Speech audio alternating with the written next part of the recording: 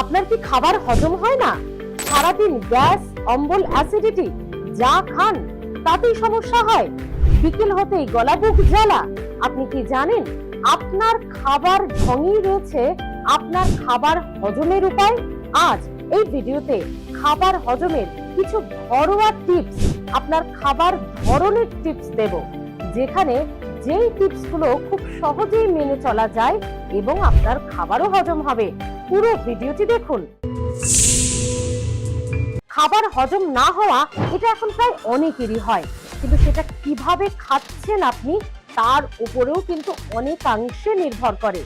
যেমন খাবারের কোয়ালিটি বা কি খাচ্ছেন সেটার উপর ডিপেন্ড করে, আবার কিভাবে খাচ্ছেন সেটার উপরও নির্ভর করে। কেন বলছি শুনুন তাহলে। যে উপায়গুলি আপনাদের বলবো, প্রথমেই বলবো খাবার হজমের প্রথম উপায় হচ্ছে তাড়াহুড়ো করে খাবেন না।